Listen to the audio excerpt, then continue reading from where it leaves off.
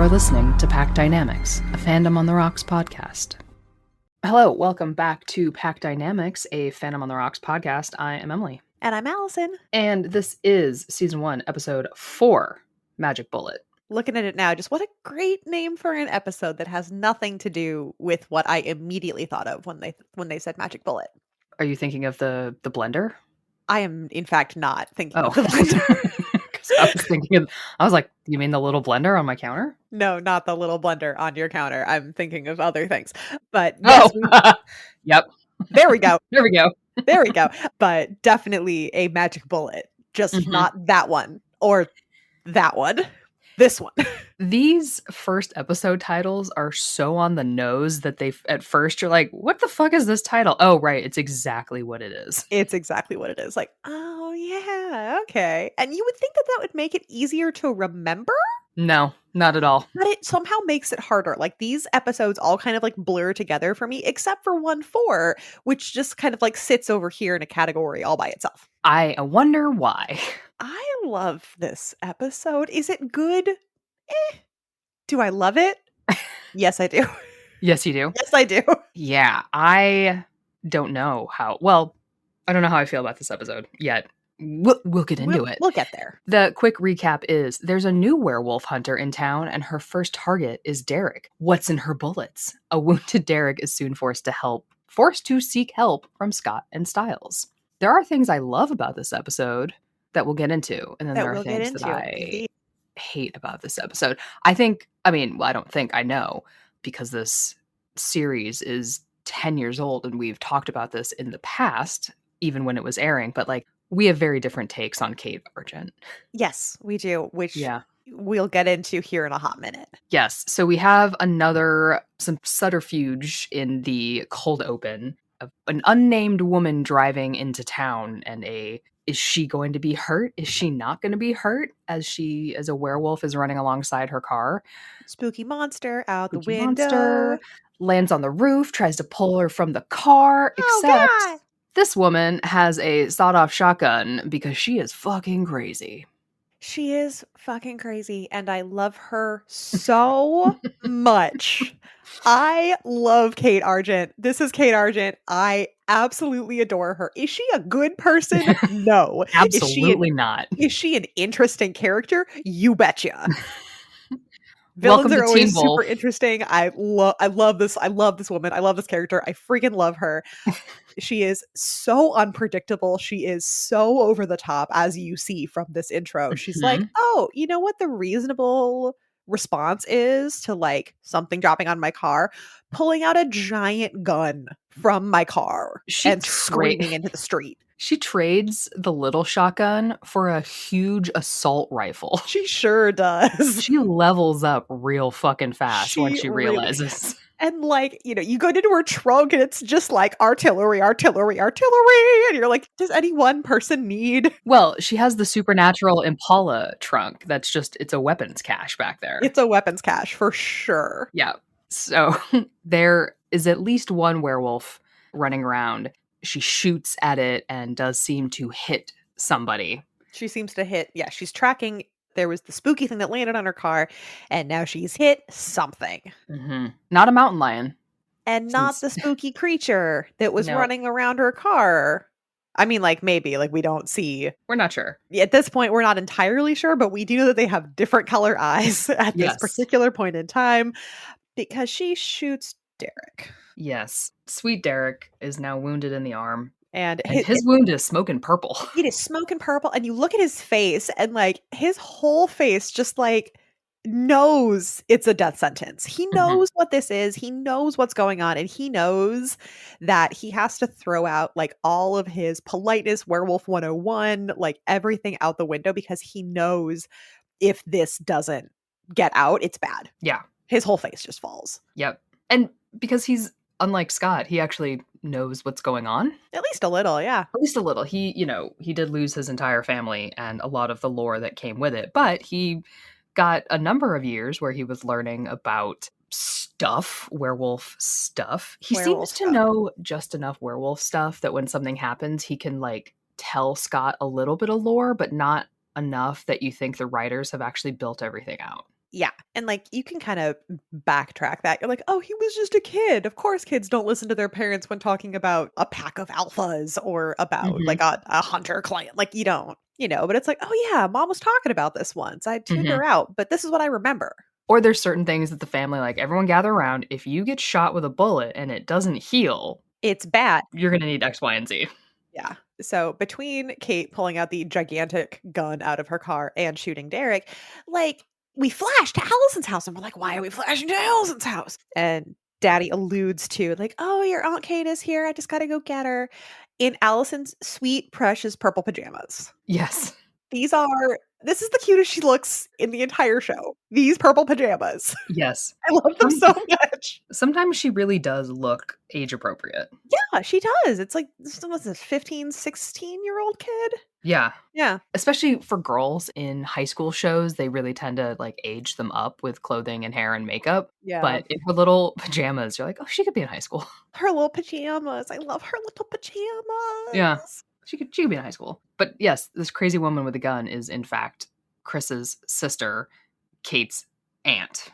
Yeah. So she's the sister of Chris, Daddy Argent, and the aunt of Alison, Pajamas Argent.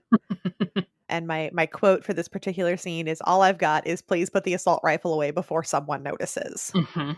If that isn't a big brother, Mhm. I don't know what it is. It's like, just the sigh, the life leaving his body. And considering how fucked up Chris Argent is, when someone else is worse than him, Yeah. you know she's a problem. Oh, this girl. Is a goddamn What a problem. what a problem. Meanwhile, Scott has woken up to a wolf howling in the distance. Ow. And he runs off and manages to track this all down. And he overhears Chris and Kate at the scene of the crime talking about how it's going to take 48 hours for the shot werewolf to die. So now we have a ticking clock. Dun dun. For Sweet Derek. For Sweet Derek, who did not deserve this. Mm-hmm. Did not deserve this. He does tend to end up in dangerous situations slightly unprepared. He does. And it's not all his fault, I would say. No. No. He does eventually bring some of it on himself. But like now, no. He's trying his best. He is trying so hard and gets very little done for it. So yeah, this is our cold open. So we're 4 episodes in. I think the majority of them, the cold opens, feature the characters of the show. You know, a lot of the supernatural shows that I watch, the cold open will feature like extras or background characters who experience something that then the other characters have to investigate to like set off the tone of the episode or the tone of the show. Teen Wolf is just like, no, we're going to keep these 5 minutes for our characters. For plot. For plot. Funsies. We're just going to jump right the fuck into the show. We're not going to waste time on extraneous characters having something happen to them. We're gonna barrel right in. Yeah, because this show is if it were a monster of the week, I think it definitely could do that with its cold open, but it's just really not a monster of the week. It's not. Here's the problem we're going to talk about this episode. Mm-hmm. Yeah. Is it you waking up in a pile of leaves? Is it you doing whatever? Is it an Argent with a giant gun in the street? And other stuff happens to other people in town, but it tends to be because one of the main characters was involved somehow. It's not like a werewolf was hunting postman number 6 and now they have to investigate the crime. Yeah. It's definitely like that eventually comes up, but not until like season 6. Like, because you're watching this whole show and you're like, isn't that like a whole town full of people who like are trying to be protected and not just these like 15 people? Mm-hmm. But towards the end, like in season 6, they're like, oh yeah, there are other people. Collateral damage. Yeah, that's always an interesting thing about supernatural TV shows is you tend to think like, there are other people here who are noticing this, right? And are being affected by it. When stuff happens, like in the next episode at the school. Yeah. Like, okay, so that just turned out to be what it was. But you're like, when it's not, what are you going to wipe the memories of everyone in this town who have now seen some weird shit? Boop. Like, I think about that in the X-Files, too, with things people have seen, and they're just wandering around going, I'm pretty sure I fucking saw a chupacabra. Pretty sure. Like, Pretty sure just a whole field of, like, dead sheep. Like, dead goat. and Oof. that X-Files agent over there, that FBI guy, did not disabuse me of that notion. In fact, he seemed really into it. He seemed supportive somehow of my theory. And I don't know what I'm supposed to do with that information.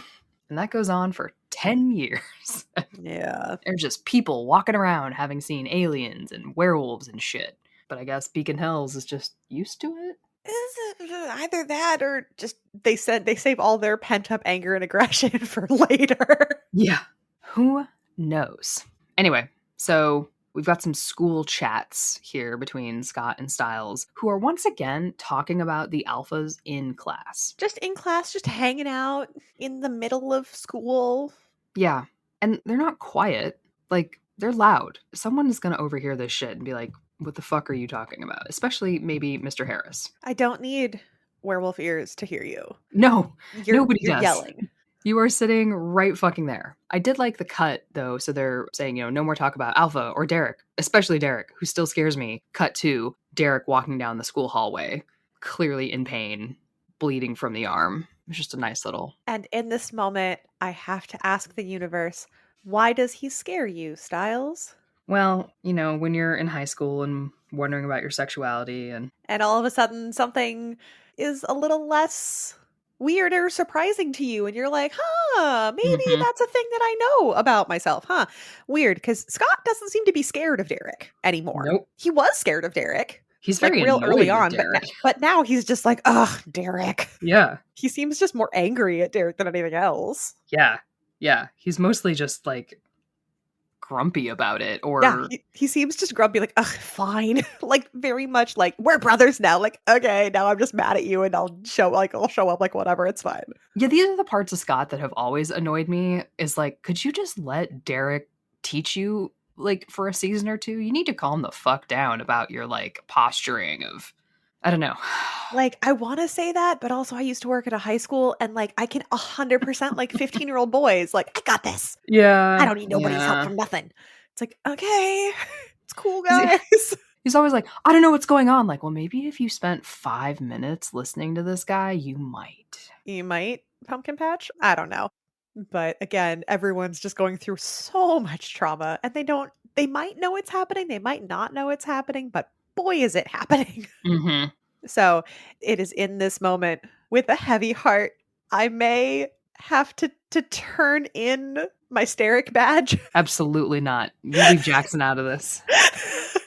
No, because for longtime listeners of this beloved channel, I did a That's My Ship episode, which is a series that is on Patreon where we bring in folks who aren't on the main cast, as it were, to talk about fandom and ships and things that we don't necessarily talk about on the main content. And I did one on Steric, and it was really great and super fun. And in that episode, I incorrectly say that Derek comes to this school in this scene looking for Stiles. He does not. He comes very, very clearly looking for Scott. He ends up almost running, like Stiles almost runs him over, but he very clearly comes looking for Scott. Yes. And I made an error. My goggles were on too tight, and I am so sorry. But Derek, rip. But Derek is very injured and very hurt and looking for literally like the only person he knows by name who isn't actively out to hurt him. Yes. Which is such a sad... Such a sad state of affairs. This is partly why I love Derek as a character, though, which I think it's a shame that I feel like the show never really delves into enough backstory and enough of like the sad parts of Derek, and the fandom does. Yeah. But I think the show doesn't, where you're like, does it say it in this episode or the next one, where like 10 people die in a house fire? It's at the end of this one. It's 11 people. 11 people. Again, it's not always clear if it's all family or family and friends, but like that's a lot of his pack, his people. And that's a big family. That's a big family. My immediate family is 3 people. Right. Yeah. I would have to pull a lot of family to get 11 people in a house. Yes. And those are the ones who died. There may have been more in there. Like, right now, there's 2 of us. You know what I mean? Like, it's me and my mom. To have that happen, and he was a child. Yeah. And now he has nobody. He's living in a burned out shell of a house where everyone died. That it must smell like that. Like, it must smell like that, yeah. And now he's hurt and having to come to someone who clearly doesn't like him. Doesn't trust him. A lot. Yeah. And I just feel like the show does not dig into that dynamic or in that bravery or gumption. And I just wanted to acknowledge that for sweet Derek. My firstborn son, Derek Hale. Although, I gotta bring it back around to the truth. Unfortunately, for us in this case, he is not the teen wolf that Teen Wolf is named for. I know. So maybe there could be a spin-off. Young adult wolf. Young adult wolf, young adult eyebrows. I know. The show is about Scott. But Derek's looking for Scott. But who does he find first? Jackson. Welcome to the wonderful world of werewolf PTSD, Jackson Whittemore. Yeah, this poor kid too, man. Oh, Jackson. Poor Jackson. I love that he's still on the steroid thing too. Yeah, he's like, whatever drugs you're on. Like. Yeah, he thinks that Derek is a drug dealer. And his first instinct, which is no instinct at all, is to be like, what are you selling, Scott? And will you give me some? In the middle of a high school hallway. My dude. My dude. What are you doing? Derek does not have time for this shit. And he grabs Jackson by the back of the neck and slams him into a locker, accidentally puncturing the back of his neck with his claws because he's not fully in control of himself right now because of the bullet wound. Because of the bullet wound. Is it kind of hot? Yeah. A little bit. A little bit. Mm-hmm. So. Does it have consequences? Yeah. Yeah. Sure does. Sure does. Oh boy, does it have consequences. What is that ship name?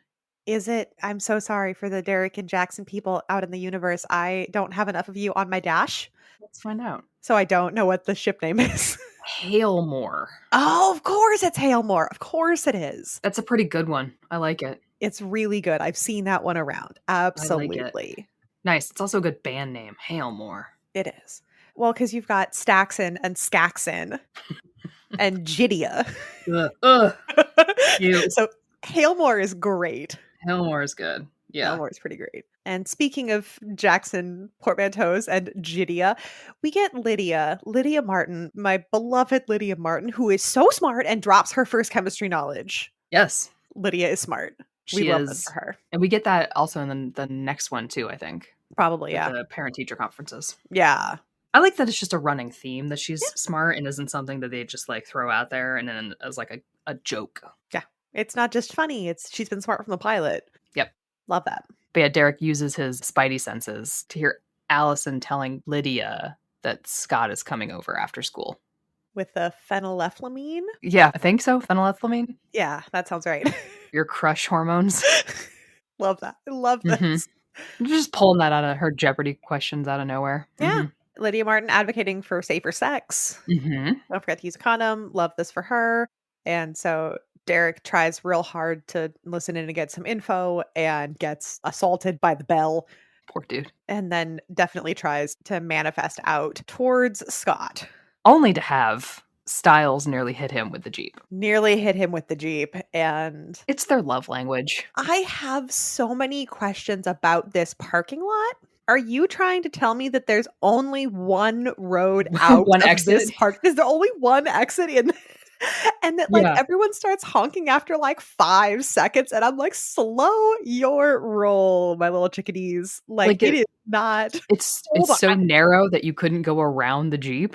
Hold on. God. I mean, it is Beacon Hills. Maybe there's only 6 rows. I don't know. Yeah, but it's a high school, and high schoolers notoriously have cars that break down. Like this is not. That's true. Like this should not be a big thing, and yet.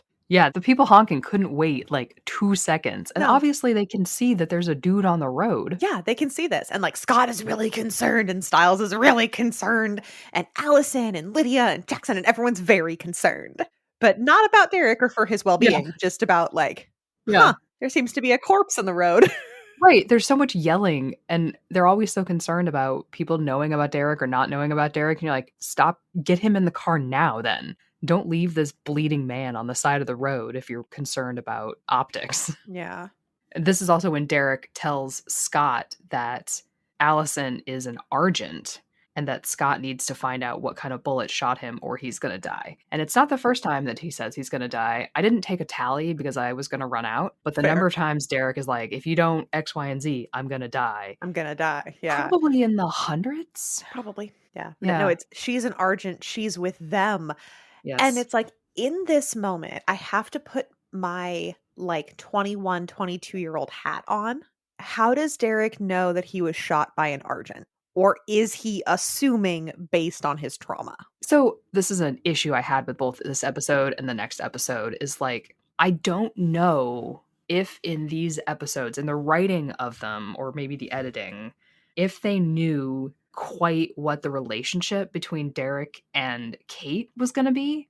Because wouldn't Derek have known that that was Kate in the car just by like sight and smell because he was so close? And by you can hear her. Yeah. So if given information that comes later, wouldn't he know that that was her? And then he could say to Scott, she's an Argent. He would like, I don't know. Yeah, I was shot by Kate. Her name is Kate Argent. Yeah. But he doesn't. And my question is like, how does Derek know who shot him? Like the easy answer would be like, he heard her and her voice is very familiar to him. Mm-hmm. Dun dun. But yeah, in that moment, I was like, how does Derek know that? And later, and I think I wrote it in the notes somewhere, when Kate and Chris are talking, there doesn't seem to be that like, oh, I think it's when they're talking about the code at the end of the episode. Mm-hmm. Derek's alive. He's going to leave him to the Pat leader. It doesn't seem like there's a history between Kate and Derek. It just seems like they're talking about a werewolf taking them to a pack leader. They don't feel like they're talking about something more, which I would think you would have started planting seeds that there's this like real fucked up relationship. See, I don't see the seeds for the fucked up relationship, but I do see like I don't see them either. That's what I'm saying. It's like there's nothing there other than knowing what I know and knowing like how the season ends. I do, because I don't think that Chris knows about the cause of the hailfire. And because he seems surprised at that. Right. So Kate is under the impression right now that there's like a new pack. And it's very reasonable at this point. And I'm going to put my tinfoil hat on here for a second. At this point, Kate believes that all of the Hales are dead except for Derek and Laura.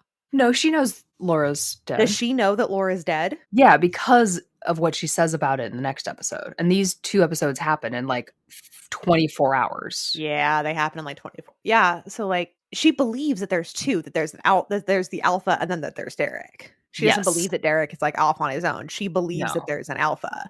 Yes. But she thinks that Derek knows who the alpha is.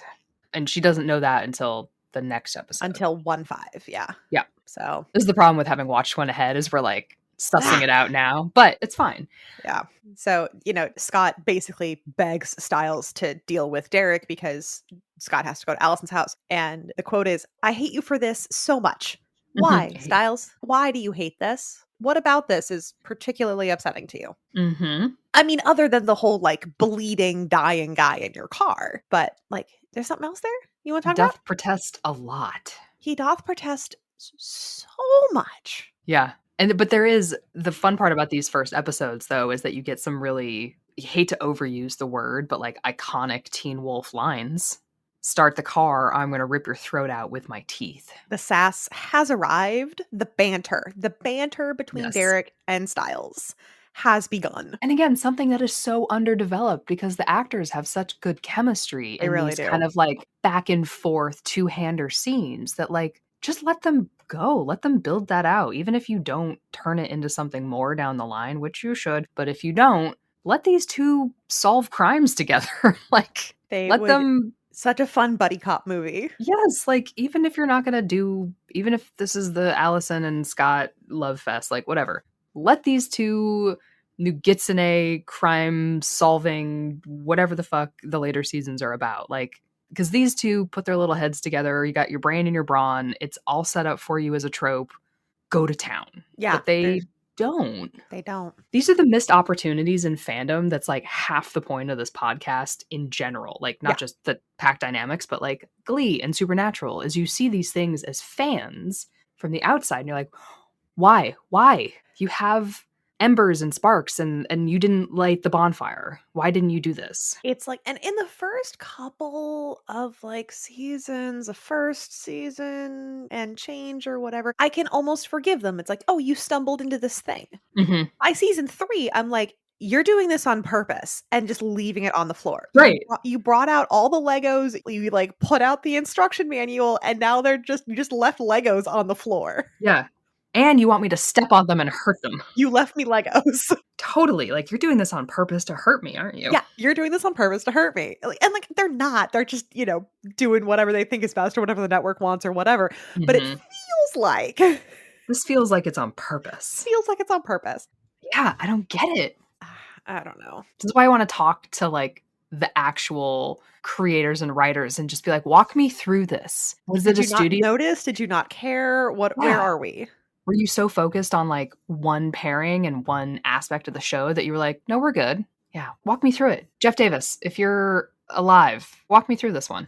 I'd love to be a fly on that wall. Just let me pick your brain. We can be nice. We can be nice about it, right? At this point, I'm just desperately curious. Allison will be nice about it. I'll shut up, but Allison will be nice about it. I can be nice about it. I got this. It's fine. I can't. I'm too old to be nice. Then we can put you on mute and I will be nice. So we leave the sass of the car and we go to Scott and Alison at Alison's house. At the worst date ever. The worst date ever. And so there's something I brought up after we shot the podcast last week that I want to talk about here. There's a lot of really good and beautiful human creatures in the Teen Wolf fandom doing the work and doing the math. So for plot reasons that shall remain nameless, we know how old Kate is. Mm-hmm. We find out her year of birth. And so in this, Alison is like, yeah, that's my Aunt Kate. It's my dad's sister, but she's really more like my sister. Mm-hmm. So based on the math, or I guess the approximate math of when Alison's birthday is, like what year she was born and what year Kate was born, the fandom math states that Kate Argent would have been like 11 years old when Alison was born. Mm-hmm. So she really is, like, she's Chris's sister, but she really is like Alison's sister. Yep. Like an 11-year age gap, it's not nothing. Like, no. And every time I look at Alison's choices, like later on down in the pantheon, I'm like, what do you mean that wasn't that big a deal? It's like, it wasn't her aunt, it was her sister. Yeah. And every time I remember that, I'm like, I get it a little bit more now. I get it. Yeah, and they don't seem, there's a line a little earlier and it says Kate hasn't seen Alison for like a year. Probably because she's off murdering people. And with her artillery. With her weaponry. But we're not sure yet what kind of close relationship they had previously, but they seem very close and chummy, right? They seem very, very close. I've got old ass brothers. We are not that close. They're my brothers, but like they're also my uncles. I don't know. It's not the same kind of closeness because of an age gap. They seem to be, Alison and Kate seem to be much more like sisters than aunt and niece. Yeah, they do. They seem to, at least in this episode, have a really close relationship. And they seem to mean a lot to each other. Yep. Which is very sweet. Also very unfortunate for Alison. It's really unfortunate for everyone across the board, but here we go. Also unfortunate that some of the main characters here have the names of all my friends. Ah, true facts. True facts. Including me! Including you. Yay! But so Alison drops the line, yeah, Kate used to live here in Beacon Hills. Huh. I wonder when she lived in Beacon Hills. Yes. Weird. Huh. Maybe a few years ago. Interesting. How about that? How about that? Just a few? How about that? Yeah. So Scott, however, sees a picture of Kate and realizes that she is Alison's aunt and also the woman who shot Derek. So now he's stuck with that knowledge. Derek was right. She is an Argent. She is one of them. Mm-hmm. Scott has been so worried that he is going to be the one to hurt Alison. But maybe he doesn't need to worry so much because Alison has a surprise skill, which is archery. Secret talent. Secret talent, which is pretty bad. Well, her other secret talent is front flipping out of windows. Yeah, she's a gymnast that She is a never comes up gymnast. ever again. Nope, but she is also, what did she say, nationally ranked, I Yeah, think? I was ranked nationally as a kid, I think. Yeah, at archery. We are assuming that this is Chris being like, we gotta train my daughter up to be a hunter. But not actually tell her it's for werewolf murdering. It's for funsies. All little girls. I mean, I actually think being good at archery would be amazing. It So would be really cool. that would be sweet. I bet it's an expensive hobby though. Yeah. So if you've never seen the show, Allison's gymnastics never comes back. The archery comes back all the time. Yes, that is her thing, which is pretty badass. It's super badass. I love it. That's a fun one to have. It's not super practical when you're like running for your life with a bow and arrow. No. But it's cool. Scott also happens upon Daddy Argent's weapons cache, and Alison says that her dad sells weapons to local law enforcement. I'm not sure why that means he keeps them in his garage. Because they don't have a warehouse? I don't really know how private citizens sell weapons to local law enforcement. That sounds sketch, but I also freely admit I know 0% about selling weapons. I got no information. That's a 0 on the knowledge scale for me. I'll let you guys fill that in for yourselves. Guns are bad. So Scott here in this scene, like Lydia Martin earlier said, safe sex is important. Scott McCall says gun control. When I look hot with a gun, hotter without. Yep. Scott McCall says gun control. Scott McCall says, fuck the NRA. Okay, he doesn't say that, but he does say that Alison would look hotter without a gun. Which is true. She looks hotter with a bow and arrow. True facts. I think everyone looks better with a bow and arrow. She's deadlier with a bow and arrow, too. Oh my god, she's such a good shot. Especially when they're tipped with wolfsbane. Whee! The Argents, however, come home and catch them hiding out in the garage. You know, Daddy Argent is not pleased by his daughter dating because, you know, it's a teen movie. Why would he? But Kate invites Scott to stay over for dinner because she is chaotic. And then they just proceed to razz him the entire night about drinking school, I think. Yeah. They pretty much just fuck with him all night over Just dinner. all night. All night. While he's getting texts from Stiles being like, where the fuck are you? Derek is literally dying in my Jeep. And if you think about the timing of this, Stiles and Derek are sitting on the side of the road in the Jeep all this time. They have not moved. They are just sitting there. They're just hanging out. What are they talking about for these like 3-4 hours? Are they just sitting in silence? It must be all of this off-screen time where Derek and Stiles are talking to each other off-screen, because that's another thing that'll follow us through the next few seasons, is that both Stiles and Derek will show up with information that they could have only gleaned from the other one, but we didn't see that exchange of information happen on screen. They have to hang out with each other for the information to have crossed. So it must be an incident like this where they are sitting in the Jeep in the dark with him bleeding to death and being poisoned by wolfsbane and just having a chat about werewolves. Because I cannot believe that Stiles H. Stilinski, whatever his fucking middle name is, would not pepper that poor dying man with questions about lycanthropy, everything, and full moons, everything, and his blood type, and what his teeth are like, and transformations, and the pack dynamics, and all, you know, everything, and like gross things about like, so what happens to your bones when you transfer and transform? Can you turn into a wolf? Yeah, full wolf, half wolf. What happens to downstairs when you transform? Like everything. Can you rip my throat out with your teeth? Can I see it?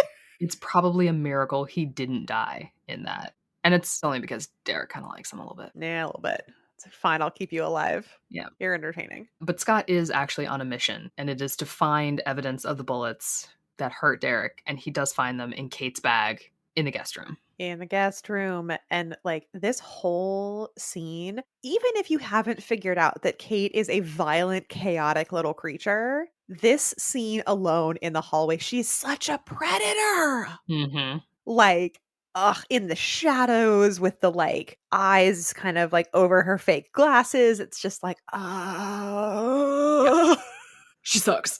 But her outfit is adorable, so we're gonna go with that. Yeah, she also looks straight out of 2011. Correct. 100%. If I had been a grown adult in 2011 and not a college student, I would have wanted to dress just like that. Oh, totally. Yeah. I wanna look Instead, I was dressing badass. like Alison Argent with the long tank tops and the big necklaces. Yeah. That was me instead. Totally. So Scott keeps trying to leave. They keep holding him back. When he does finally get to leave, Kate confronts him about stealing something from her bag, which is when Alison, as a fully mature, badass woman, steps up and flashes a condom to prove that it was her going through Kate's bag. I think the only question I have here is who did Kate think she was going to seduce? Oh, yes. Why does she have condoms in her bag? Like, I do appreciate a woman of any sexual age having precautionary measures on her own person. Like, heck yeah, absolutely. But like, did Kate come back to Beacon Hills to murder people and seduce people? Is this just like, she's like, are they expired? Are they just like hanging out in her bag? Like, how did Alison know they were there? I have so many questions. In which bag were they in? Were they in the same bag as the bullets? Because isn't that the bag that Scott went through to go through all of them? Yeah, she seemed to only have one bag. Yeah. Yeah. Anyway, and I did like Scott's grin when he finally realized what that meant. Oh, yeah. Cool. It was like, oh. He was just so happy. Like, I'm like, oh, you go. Yeah. But I want to rewind a hot minute, and I'm sorry. I'm almost sorry about this. So Chris at the dinner table gives this like very formal storied speech to Scott about a rabid dog. Mm-hmm. And from like a cinematography standpoint, like in the beginning of the speech about how like rabies is transferred, it's focused on Kate. And so like the camera's focused on Kate. So like my whole little brain is like, does she have rabies? Like, did she get it from somebody? Who did she get rabies from? Well, she would be dead. Dun dun.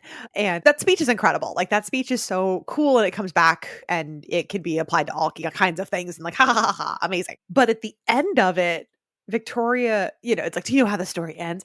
It's like, the dog died. It's like, yeah, because your grandfather shot it. And my first question is, what else did you shoot, Gerard? Mm-hmm. Because we meet Alison's grandfather, and he, like his daughter, likes to shoot things. They are all very trigger happy. They're all very trigger happy. And I'm just like, what else did you shoot, huh? Huh? How about that? Yeah. Is it important? No, but it was my first thought was just about Gerard and the things that he shoots. Yeah. Yup. He is also a fucking creep. Yeah. We'll talk about that next season. Yes. Yeah, he doesn't come until next season, does he? Nope. Well, stay tuned. In 24 episodes. Well, because a girl wants to talk about season 2, so a girl's got to talk about season 1 first. Yep. Very true. So then we move to the vet clinic. To the vet clinic, where... The hallowed grounds. The hallowed grounds of the veterinary clinic. And, Derek is like, I'm going to die. And Stiles is like, no, you're not. You're fine. And Derek's is like, cool. So if he doesn't show up in time, I'm going to need you to cut off my arm. His second love language. Acts of service. Acts of service. But the trust implied in The trust implied is obscene. I love it. I love it so much. I love it so much. I'm just like, what is happening? Am I mad that these are once again a couple of white boys that I'm obsessed with? Yes, of course. However, the trust implied. Like, hey, we barely know each other, and I'm going to need you to cut off my arm so I don't die. So here's the other half of this thing. Derek says, hey, cut off my arm. And at the end of this very dynamic sequence, Stiles goes, okay. Yeah. Like he doesn't say okay, but he puts the saw on Derek's arm and it's about to cut off his arm. Derek asked me will you save my life? And Stiles is like, okay. An hour ago, I was pretty sure you were a murderer, but I guess I'll do it. This is the third love language. What do we, acts of service? We'll get a better list. Yeah. But it's the I'll always come back for you. But luckily for us, Scott shows up with the right thing. Yay! He's got it. Of course, Derek does still faint, and then we get another iconic scene of Stiles holding Derek's face and punching him to wake him up. Please don't kill me for this. And it hurts my soul. So back in the day, and I want to say, I'm going to call this back from my thing. I want to say it not your internet friend, Katie, but my internet friend, Katie. There are so many internet Katies. Y'all need to stop. I love you all desperately. But it was either her or it was B, Glee on the Rocks fame. So we get this scene of Stiles like trying to punch Derek awake. And there's another scene later on, way later on, where we see a similar shot. Mm-hmm. And the caption put on by one of those two beautiful internet friends was like, if this were a het couple, they'd be married by now. Yeah. And I took a minute to think about that. And I was like, you're totally correct. Yes. You're not wrong. Okay. Yeah. As long as it wasn't a dude punching a woman in the face, because that would have some troubling optics. But yes. I mean, like, if he was like trying to like slap her awake from being unconscious, you might be able to still pull it. But I don't know. You can slap me awake. That's fine. Yeah. Yet again, another question from my live Tweety-esque notes. Who taught Derek to do this? Okay, so I think, you know how like there's always a trope in movies and books and TV and media and etc. of like dad showing children how to like clean and dress a gun. You know, you take it apart, you put it back together. Yeah. I feel like this was another one of those things. It's like, here's how you take apart a bullet in case you get hurt and you light the wolfsbane on fire. Like, it was like a medical kit. Like, all werewolf kids learned how to repair a bone, nettles from your skin. That doesn't surprise. That feels plausible. Right? So, like, here's like plausible. Basic werewolf 911 skills. First aid. Like, first aid skills is wolfsbane bullets, fire, broken bones. Other dangerous herbs. Other dangerous herbs and spices. And then no one taught them how to mend a broken heart. Rip. So we hold our hearts gently in this moment because, you know, Scott is amazing. And so Scott he's got the right bullet and everyone's really excited. And then he loses it. And then he loses it in a drain, but he is able to control his claws and he plucks it up. And we're all like, yeah, Scott, we got this. And we're all very excited about Scott. And he does a great job here. Yes, he does. And then Derek breaks the thing apart and he lights it on fire and he shoves it in his arm. And the pain is so overwhelming, he immediately collapses to the floor. Yep. And you see Scott, and Scott's just like, oh man, like, are you okay? He's got this like real concerned look on his face because Derek is on the floor half naked and like writhing in pain. And Scott's really concerned for his bud. He's really concerned for his dude. His good man. That is not the look on Stiles' face. No. There is not a look of concern on that boy's face. He's real scared. It's a look of curiosity and awe. Because he's shirtless, writhing on the floor. And it finally heals, and the first word out of Stiles' mouth is, that was awesome! Okay, he also healed from a near fatal bullet really fast. Like, I know they have accelerated healing, but like, okay, so later he gets poked with a cattle prod, and he's like on the floor for minutes, unable to stand. This bullet with wolfsbane is like cured in 15 seconds. Yeah. What are the rules? Tell me the rules. Either that or they just like fast forwarded it like through the whole thing. Maybe, yeah. It's like 3 hours later. Like, I don't know. But like you literally watch the wolf thing get like sucked out of his skin and you're like, that's not how that works. It goes away. It does. I imagine that Stiles would have offered to have been shot himself with wolfsbane to see if it would work for him. Yeah, and it doesn't. Yeah. He does have the vibe of someone who's like, okay, I'll try it. Would that work on me? Can we try? Yeah, can we do it? I'll do it. I wouldn't recommend it. Recommend it. But everyone is like, all right, we did it. We came through the first episode of trauma bonding, and now everyone is friends. Mm-hmm. Yes. Except, after all this, Scott is still like, hey, Derek, I need you to stay away because the Argents are better than you. I was like, Scott, this is why I have such a hard time with you. They're not. The Argents aren't better. What the fuck are you talking? Derek nearly died. And you're just like, okay, now that you're better, if you could just like back the fuck off a little bit. And then Derek's like, no, I need to show you something. Which introduces us to another family member. It does. So again, my incessant questions. So we've got Scott, Stiles, and Derek all at the vet's office, right? Mm-hmm. And then Scott, which apparently doesn't Derek, have any security cameras in it. Yeah, no, just none. Deaton's like, yeah, whatever, it's fine. So Derek and Scott go to meet the new plot point. Mm-hmm. Did Stiles just like stay in the car? Was he invited? Did he just like, nah, I'll take Derek home, you head on along? So part of me assumes that Scott or Stiles is loitering in the hallway at the hospital. That Or tracks. at Like the as like a nursing home. lookout. Yeah, because it makes no other functional sense. There was one car. Did they run to the nursing home? Like, I don't know. Scott doesn't have a car. Derek has the Camaro. They didn't go back to his house and then get the Camaro. Like, I'm assuming Stiles is there unseen, poking around in a medicine cabinet somewhere. Probably. He's somewhere. I had so many questions. I'm like, we don't need to bring Stiles into this particular plot point. We'll get to Stiles in this particular plot point further down the street. Stiles doesn't need to be confronted with Peter just yet. Not today. That happens in, I believe it's episode 10. But we'll get there. We'll get there. So I'm just like, does Stiles not get to go on the field trip? It's just Scott. That's the kind of shit where I'm just like, pay attention to your characters. He had to go somewhere, but that's okay. So Derek introduces Scott to the only other surviving Hale member, who survived the fire, Peter Hale. Yep. With these horrible burn scars and this like comatose stare. He was a werewolf. Now he's barely human. So according to the text in this, 6 years ago. The text. The text. The sacred text. According to the lore. According to the text that we are dissecting. The fire was 6 years ago and there were 11 people trapped inside. Yes. So Peter made it out, Laura made it out, Derek made it out, somebody else yet to be named made it out. Mm-hmm. So then 5, 6, 7, 8, 9, 10, 11. That's 7 people. Yeah.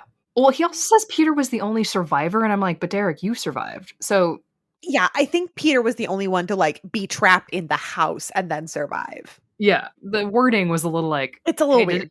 Did anyone copyright that? Did anyone copy edit this? Because so at best estimates, my arithmetic is probably very bad. I'm counting on my fingers. I have a lot of other skills, I promise. He lost at least 7 people in the fire in the house on the same day. Yeah, up to 10.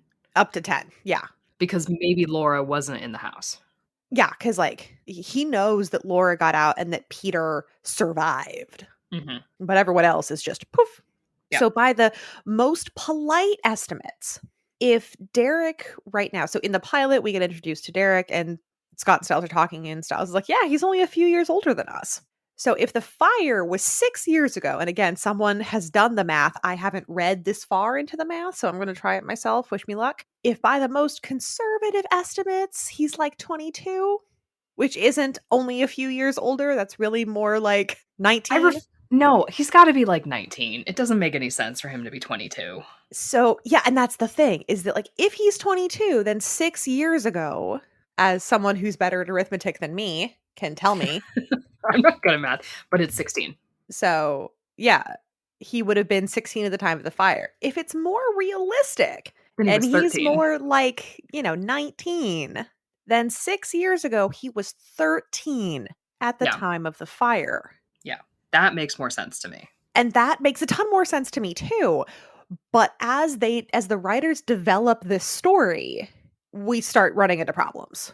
Yes. We start running into math problems. That's their problem, not my problem. No, I as I try to put it all together in my head, I'm like, you're running into a math problem. So yes, we get to meet Uncle Peter, and he is having a real bad time. Yes, he is. But Derek's like, the Argents were the only ones who knew about the Hales, and that this is what they do, and that this is what Alison will do. Dun dun.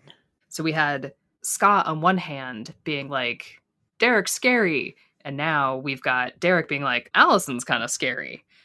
And Stiles probably being like, man, everyone is really attractive in Beacon Hills. Everyone in Beacon Hills is just such a babe. Yeah. He's just like, I think everyone's scary because they're hot. I think everyone's scary because they're hot. I'm pretty sure that's just Stiles' whole brain. Yeah. He's just like in the hallways, just like hot, hot, hot, hot, hot, hot, hot. Fantastic. So we find ourselves to wrap up the episode in the Argent living room with Chris talking to Kate. And Chris seems to be very concerned with the code. Yes, the previously unheard of code. The code. And Kate laughs at the code. You and your code. Which leads us to believe that Kate doesn't have as strong feelings about the code as Chris does. Exactly. Yeah, you wouldn't want to, like, she just wants to murder with impunity. For fun and for profit. Yeah. As long as they're werewolves, I guess. Although we don't have a sense of if she'll, like, murder people. She clearly doesn't see werewolves as people. No, very Yeah. clearly does not see them as people. Yeah. Where it's unclear. Chris Argent is still kind of an unknown. Like, obviously, he has issues with Derek. Also, maybe because he kind of finds him hot. Well, he did have that very intimidating, the very sexualized window washing moment. Check the man's oil, like, oh, Christopher. Yeah. Like, oh, dude, ask him first. That was a choice. That was a very intentional intimidation tactic, question mark. Can't just check a man's oil without asking. Don't touch a man's car. Chris, boundaries. Boundaries, permission, consent. Yeah. But it does seem like at this stage, he's not shooting with impunity. We don't actually know. We don't know what he's doing. He's trying to hunt the alpha, where Kate is like, she'll take anyone down just for funsies. Just for fun. That just seems to be her whole thing, that she has no restrictions and she is her own moral authority. Yeah. Or no moral authority. Yeah. And this is the scene, though, where I was like, do the writers know that Kate and Derek have a history, or have they not developed that yet? Or are they just filming this like, oh, we'll figure it out later? It's a good question. I believe at this point, I would believe that they know the connection between the Argents and the fire. Yeah. But I don't know. Because I feel like you could draw a line from the Argents to the Hailfire without Kate and Derek. Mm-hmm. Because she would have like done her research and stalked the back and done all these things. I think you could actually draw a conceivable line from Kate Argent to the Hailfire without any of the bits and pieces in the middle.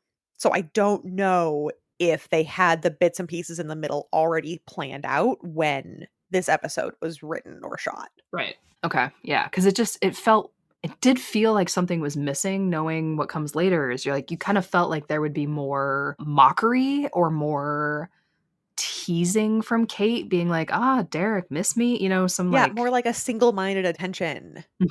Yeah. From Kate to Derek. Yep. Totally. Yeah. But we don't get it. No. Then Kate Argent, I always play by the rules. Okay, crazy. Okay, ma'am. Sure thing, ma'am. Okay. Yeah. I mean, I guess if rules are what you've come up with that day, sure. Your own decisions on what is good and right and what's not. That's cool. Yeah. In that way, I guess I also play by rules. I play by the rules. Yeah. All right, weirdo. Kate has just decided that this is like what she needs to do. Mm-hmm. Yeah, she's a banana nut.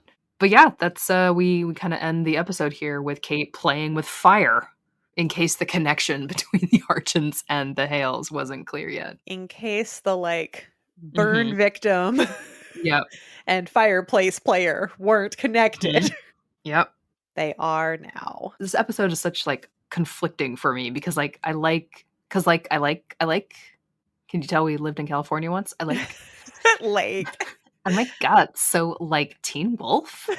It's hella cool, man. It's okay, but everyone in Seattle still says hella.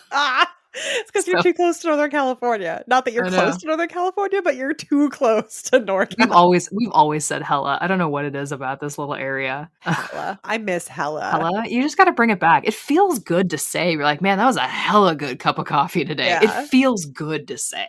If these fucking kids out here are bringing back millennial shit, then you got to say hella. I miss hella, but I do say y'all all the time, and it just feels so good in my mouth. Just y'all. It feels good. It's nice and soft. Hella is soft. Hella is so soft. It feels good. So everyone listening, just start bringing it. Just pepper it in once in a while. Just if you're thinking about something, man, that was a really hella good book I read. You can use it in place of very. Mm-hmm. Yeah, take very out and put hella in. Yeah. It was hella good. It was hella bad. Hella good. You don't have to go so far. Hella cold. Hella hot. Oh my god, it's hella hot outside. Hella hot outside. You don't have to start going back into tight. You don't have to say things were hella tight. We don't need to bring that one back, but you can bring hella back. Hella's a good one. I'm gonna try to sprinkle that in a little bit. Sprinkle it. Just see how it tastes. It's good. It's if you haven't had hella, it's a good one. We could do a Valley Girl and be so this episode really adds an element of danger? because Kate Argent is such a chaotic character. You know, she just really decides to do whatever she wants to do at They any really time. they really confront their vulnerabilities.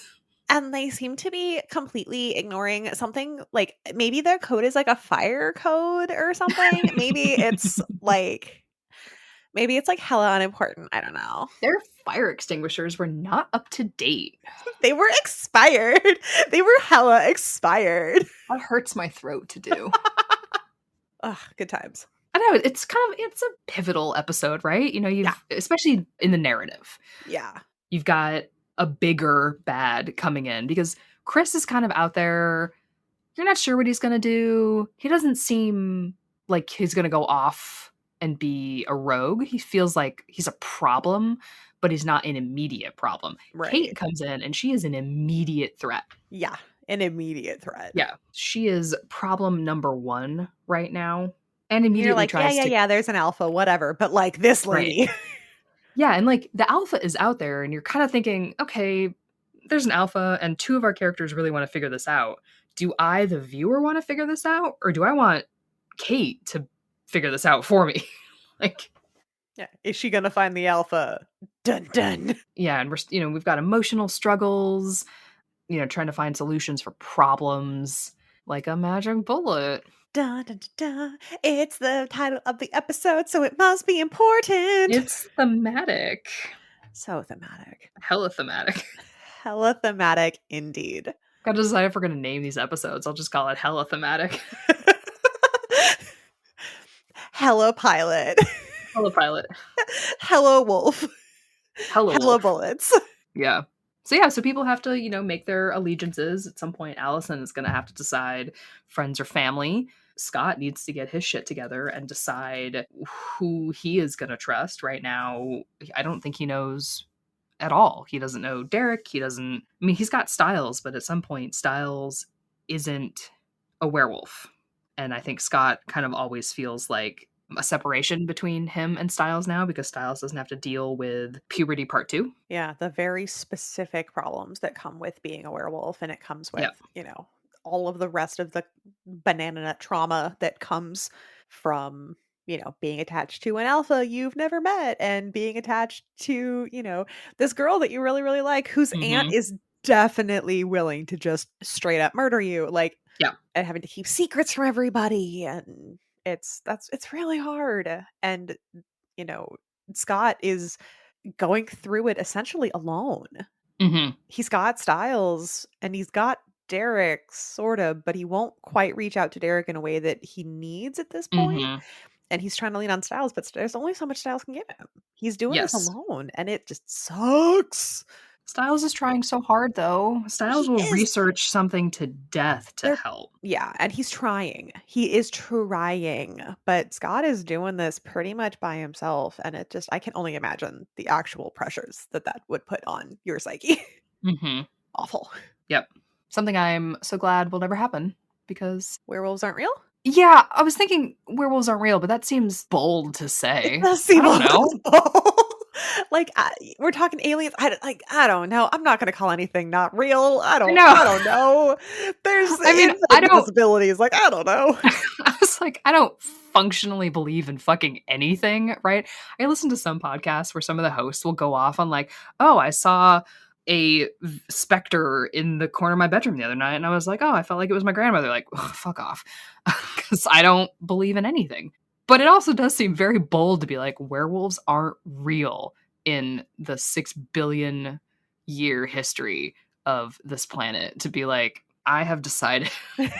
Because now tomorrow a fucking werewolf is going to show up just to be like, hey, you're wrong. Hey, I'm real. You're wrong. I'm real. Also, I live in like Sasquatch country. Yeah, you live in Sasquatch country. You do. I mean, some of the best coffee shops around here are dedicated to Sasquatch, and it seems rude to like deny our mascot his right to exist. Yeah, there's a really excellent coffee shop here in the town that I live in that's named for one of Thor's ravens. Ooh, incredible. Which one? Moonin. Perfect. So it's like, are you going to tell me that like Thor isn't real? Like, you're gonna I mean, I'm just not in a position to say that you're wrong. Like, I don't know. Like, I don't know that my boss isn't a werewolf. He hasn't told me his identity. We don't talk about it. No. All right. So before we go even more just wildly off track, as I've told you and as I told Emily, I'm trying really hard to figure out like an ongoing end of the episode like shtick. And we're going to try this one out and we're going to see how we like it. Okay. I don't know what's coming, so I'm really afraid. So the name of the shtick is This is the episode you're looking for. Okay. And as I've mentioned a few times, I am in my little crafty brain a gift maker. And there is nothing more frustrating when you are a gift maker to be like, I know that there's a scene in here somewhere, but I don't know where it is. And you go through like 7 episodes trying to find it. Mm-hmm. So if you are looking for Alison in the purple pajamas, if you're looking for any scene of like Stiles and Derek in the veterinarian's office where Stiles is like trying to punch Derek awake, if you are looking for Kate Argent like debuting with the gun, if you're looking for Chris Argent in his like snarky, if you're looking for the beginning of Derek and Jackson, that like scene at the lockers, if you are looking for like Scott and Alison being just unbelievably cute in like the condom scene, this is the episode you're looking for. This is the episode you're looking for. 1-4 magic bullet. This is the one. If you're looking for I'm going to rip your throat out with my teeth, this is the episode you're looking for. This is it. Yeah, it's a good one. I like it. For Peter Hale's debut, this is what you're looking for. This is the episode you're looking for. This can be our social media blitz for every episode when we release, is we'll have you kind of put together like a little, like a pretty, you don't have to make new gifts for every fucking thing, but, or should you? Ooh. Right. Okay. So, but we'll put together like a pretty little like bullet point of like one image or something and be like, this is the episode you were looking for as the front cover, right, of a social, like a carousel on Instagram. I'm gesticulating wildly right now. No one can like tell. That she's promising you things that I have to deliver on. So like, let's just be clear here. What is your point? This is what you're going to do. So like a pretty little cover image that says, this is the episode you're looking for 1x4. And then behind it in the carousel is like stills. And it'll be like a little scene. It'll say like, Peter Hale in the nursing home, 1x4, 1x4, you know? I like it for you. for me. Ladies and gentlemen and friends of all genders, this is friendship. This is friendship right here. Listen, I am climbing the ranks in my company. I delegate now. Oh, man. What have we gotten ourselves into, friends? What have we gotten ourselves into? As I take on more and more responsibility, I have to delegate. You have to delegate. Yes, of course you have to delegate. All right. We will be back next time with episode 1-5, The Tell. Yes, which features a not Blockbuster video store, but I will be calling it a Blockbuster. So just what do you mean it's not a Blockbuster? Aren't all video rental stores Blockbuster? I honestly thought it was when I first saw it, and I was like, it's a Blockbuster, and then it wasn't, and I was like, no, it's a Blockbuster. Just fucking deal with it. Yeah, it's all right. And that episode will feature a canon or fanon, and I'm very excited for it. Oh no, I'm going to fail that. It's going to be outstanding. It's so obvious. Is it?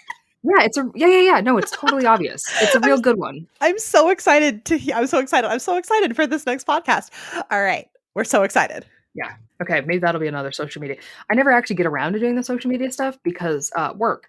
But yeah, maybe canon or fanon will be another social media thing that we do for every episode, or episodes that we pick canon or fanon stuff that we have things for. Yes. Yeah. Okay. Great. Well, thank you for listening. You can find us on the internet at Fandom on the Rocks. This one is called Pack Dynamics, and you can find us wherever podcasts are sold.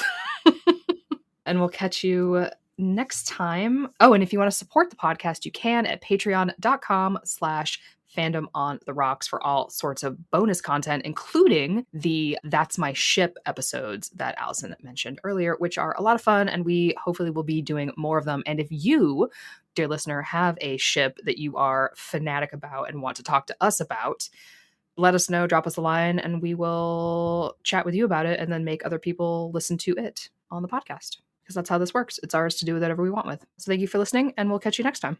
Oh. You've been listening to Pack Dynamics, a Fandom on the Rocks podcast. For more episodes, subscribe on Apple Podcasts, Spotify, or wherever you get your podcasts. You can follow us online at Fandom on the Rocks. If you'd like to support the podcast, you can subscribe to our Patreon account at patreon.com/fandomontherocks. Subscribers get access to ad-free content, exclusive bonus episodes deep diving into fandom, and more. So until next time, keep your pack close.